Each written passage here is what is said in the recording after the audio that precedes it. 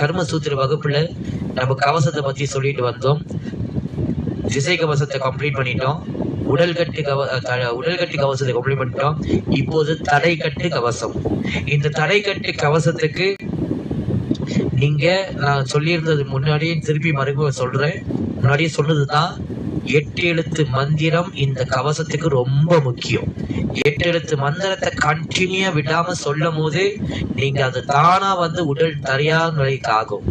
உங்க உடம்புலயே நர்ம மண்டலத்துல நிறைய தேவதைகள் இருக்கும். அப்ப சிவயவசி அம்மா சிவாய செல்வி சுமதி டீச்சர், அது சிவயவசி இல்ல, சிவாயவசி.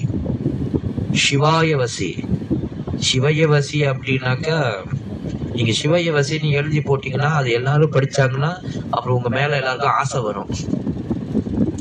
அது நம்ம எப்போதும் ஜெய் ஜெகன்மாதா சிவாயவசி. சிவாயவசி அப்படின்றதுக்கு வேற அர்த்தம், சிவயவசின்றதுக்கு வேற அர்த்தம். அதை பாத்துக்கோங்கம்மா. சிவாயவசி AA. ஆமா, இப்ப நான் படிக்கிறேன், எல்லாரும் படிக்கிறாங்க. யாரெல்லாம் படிக்கிறாங்க, படிச்சானே உங்க மேல எல்லாருக்கும் ஆசை வந்துடும். ஆமா, சிவயவசி அதுதான் செய்யும். சிவயவசி என்ன செய்யணும், வசியத்துக்கு உள்ளது. It's very powerful Mantra. அதெல்லாம் நான் அடுத்தடுத்து கிளாஸ்ல சிவாயவசி சிவாய வசி சிவாய சிவாய சிவாயவசி சிவாயவசி. சரி அன்பர்கள், இப்போது நான் ஏற்கனவே சொல்லிருக்கேன், கவசத்துக்கு ஆதாரம் 8 எழுத்து மந்திரம். 8 எழுத்து மந்திரத்துக்கு அப்புறம் நீங்க ஆட்டோமேட்டிக்கா சாப நிவர்த்தி மந்திரத்துக்குள்ள வந்துருவீங்க. சாப நிவர்த்தி மந்திரத்துல தான் உண்மையான விளையாட்டே ஆரம்பிக்கும். ஓகே, அதெல்லாம் நான் பெருக்க சொல்றேன். இப்ப இந்த தடை கட்டு கவசம் என்பது என்னது அப்படின்னா, உங்களுக்கு புரியுற பாஷையில சொன்னா இட்ஸ் a black cats. உங்களுடைய திசை கவசத்தை ஒருத்தன் திமிரு கொண்டு உடைத்து வந்தால், உங்களுடைய உடல் கட்டு கவசத்தையும் ஒருத்தன் திமிரன் ஆணவம் சுயநலம் கொண்டு உடைத்து வந்தால், இந்த தடைக்கட்டு கவச தேவதை கருணையே பார்க்காம கட்டாயமா அவனை சுடுகாட்டுக்கு அனுப்பிடும். சுடுகாட்டுக்கு அனுப்பிடும். இதுக்கு நீங்க பொறுப்பு கிடையாது. நீங்க நான் அதனாலதான் இந்த தடைக்கட்டு கவசம் வெரி பவர்ஃபுல். உண்மையாக சொல்றேன், இந்த தடைக்கட்டு கவசம் பண்ணி பண்ணி பண்ணி பண்ணி பயிற்சி பண்ணவங்க ப்ராப்பரா உங்க உடலையும் மனதையும் சரிப்படுத்தி வச்சுக்கிட்டே இந்த தடைக்கட்டு கவசத்தை பண்றவங்களுக்கு நிச்சயமாக ஆணவத்தை கொண்டு, சுயநலத்தை கொண்டு, விகாரத்தை கொண்டு, அவங்களுடைய திமிரை கொண்டு நான் என்ன பண்றேன் பாக்குறியா, என் சாமி வச்சு அதை பண்றேன், அவன் திசை கவசத்தை உடைத்தாலும் இட்ஸ் ஓகே.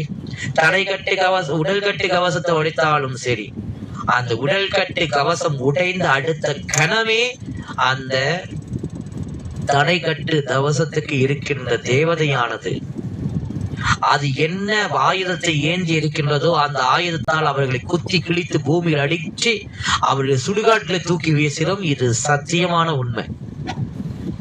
இது சத்தியமான உண்மை. இது என் அனுபவத்தில் இருந்து நான் பார்த்த ஒரு சமாச்சாரத்தை தான் சொல்றேன்.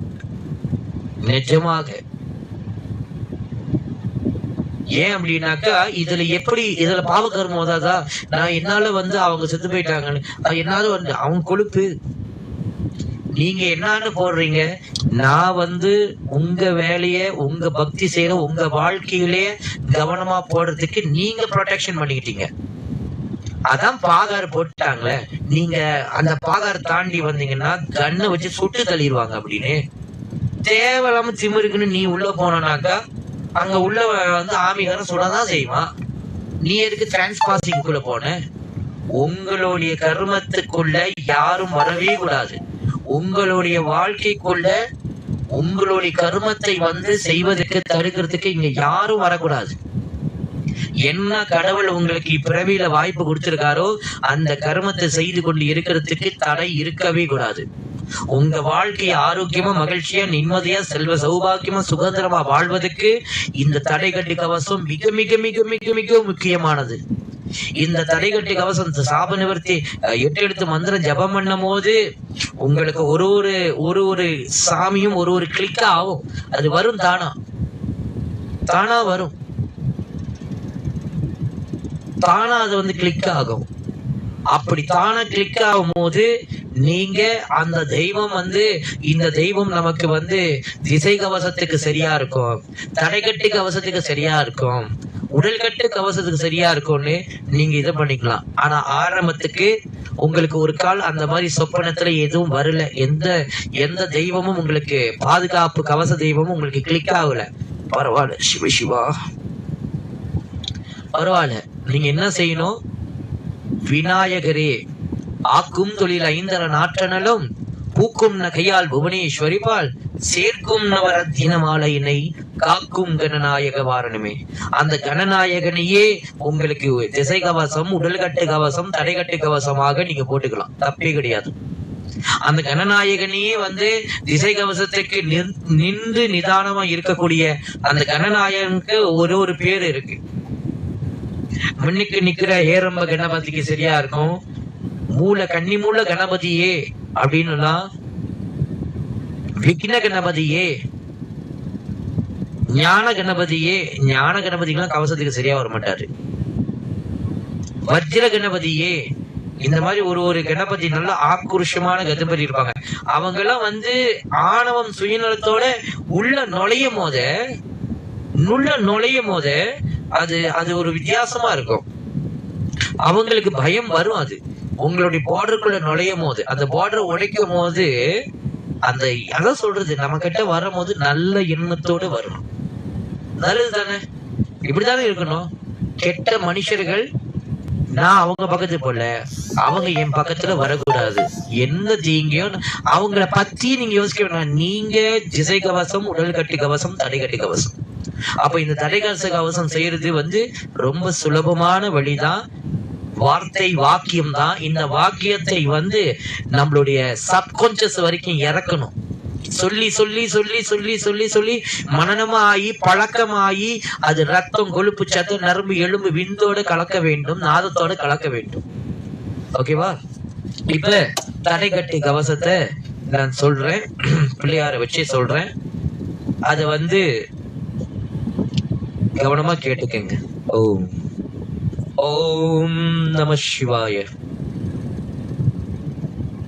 கோர சிம்ம வாகனத்தில் அமர்ந்திருக்கின்ற விநாயகா கணநாதா, ஏரம்ப கணபதியே, திருசூலம் கையில் ஏந்திருக்கின்ற கணநாதா, எனக்கு எப்போதும் தடைகட்டு கவச தேவதையாக இருந்து என்னை ரட்சிக்க வேண்டும் கணநாதா. உன் திருவடியை என் சிரசால் தொட்டு படுகின்றேன். ஓம் நம சிவாய.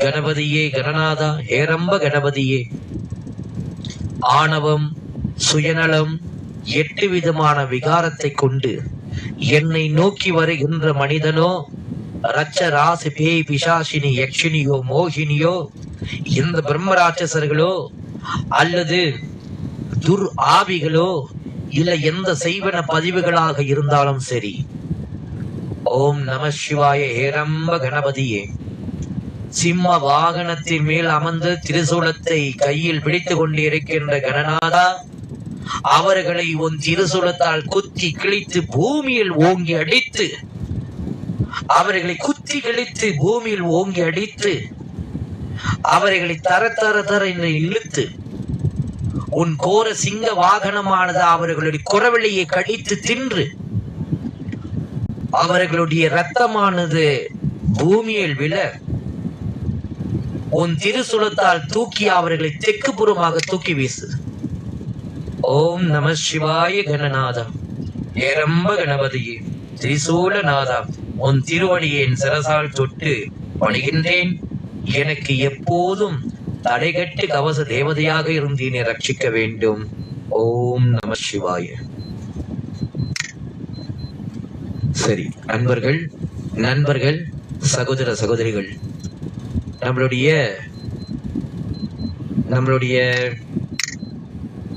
கர்ம சூத்திர வகுப்புல இருக்கிற அன்பர்கள், இதுதான் அதோடைய வழி.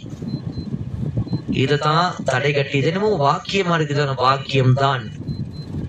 ஒரு வாக்கியத்தை சொல்ல சொல்ல நீங்க எந்த வார்த்தையை வெளி மனதிலிருந்து ஆழ் மனதுக்கு கொண்டு போய் சேர்க்கணும். மனதை திறப்படுத்துவதுதான் மந்திரம். மந்திரம் நல்லா கேட்டுங்க. மந்திரம் என்றால் மனதை திறப்படுத்துவது. வெளியிருக்கின்ற விஷயத்தை கான்சியஸா வெளியே இருக்கிற வெளிமனதில் இருக்கக்கூடிய விஷயத்த ஆழ் மனதுக்கு ஒரு விஷயத்த நீங்க அனுப்பணும்னா, நீங்க உதாரணம் சொல்றேன், உங்க வியாபாரம் நல்லா நடக்கணும், அத நீங்க 1,00,000 வாட்டி நினைக்கணும். 1,00,000 வாட்டி நினைச்சாதான் அது மனதுக்கு போய் சேரும்.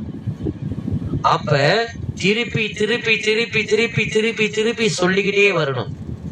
சோ அன்பர்கள், நாளை பொழுது இன்று உங்களுக்கு இந்த தடைகட்டு கவசத்தை பத்தி மேலோட்டமா சொன்னேன்.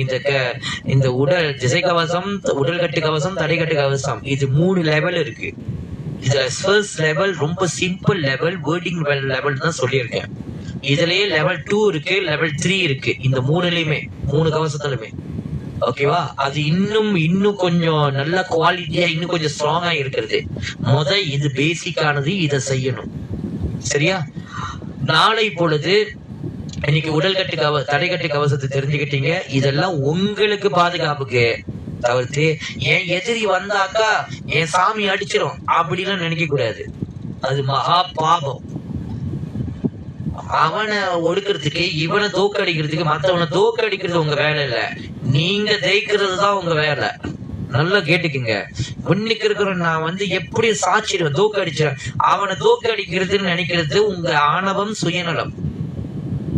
அந்த ஆணவத்தை, சுயநலத்தை நான் என்ன சொல்றேன்னா, நீங்க உங்களுக்கு பயன்படுத்தி நான் ஜெயிக்க வேண்டும் அப்படின்ற விஷயத்துல இருங்க. உங்க கவனம் அவன் மேல இருக்க கூடாது, உங்க கவனம் உங்க மேல இருக்கணும். நான் ஜெயிப்பேன், நான் வெற்றி அடைவேன், நான் எடுத்த சபதத்தை, நான் எடுத்த காரியத்தை நான் வெற்றிகரமா நடத்துவேன். என் வியாபாரத்தில் வெற்றி வருகின்றது, என் வியாபாரத்தில் செல்வம் வருகின்றது, என் வியாபாரத்தில் சௌபாக்கியம் வருகின்றது. புரியுதா? நீங்க என்ன காரியத்திலும் உங்க மேலதான் உங்க கவனம் இருக்கும்.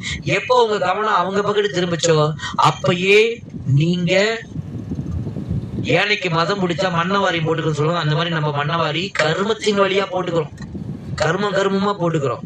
சோ தயவு செய்து சொல்றேன், உங்க வாழ்க்கை பயணத்துல யாரு உங்களுக்கு இம்சை கொடுத்தாலும் உங்க வேலை அவங்களை அட்டாக் பண்றது இல்ல, உங்க வேலை நீங்க கவசத்தை பண்ணிக்கங்க. நம்மளுடைய கர்ம சூத்திர வகுப்பு அன்பர்களுக்கு இன்றைய வகுப்பு இதுதான்.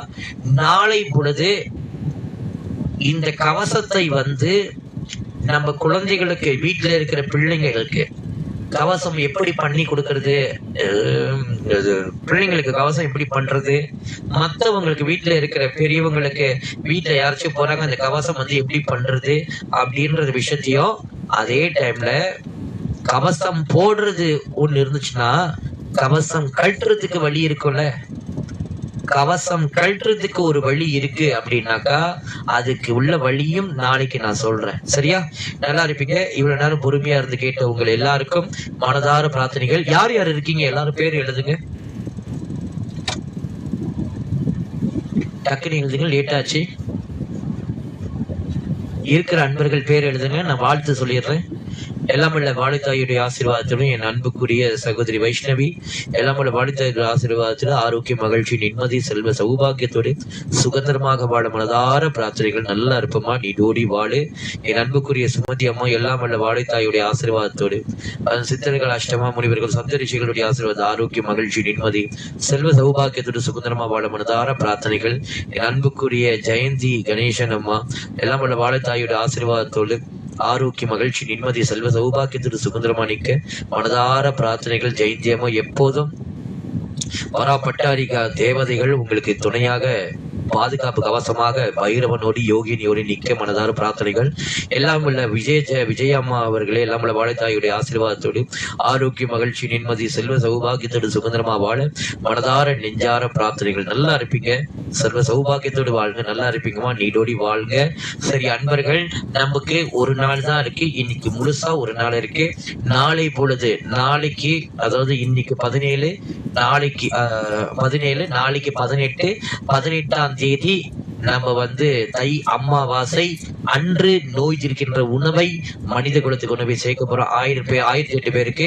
சோ அன்பர்கள், நம்ம கர்ம சூத்திர வகுப்புல இருக்கிற அன்பர்கள் பங்கெடுத்து எல்லாரும் முயற்சி பண்ணுங்க, நல்லா இருப்பீங்க. எல்லாருக்கும் மனதார பிரார்த்தனைகள்.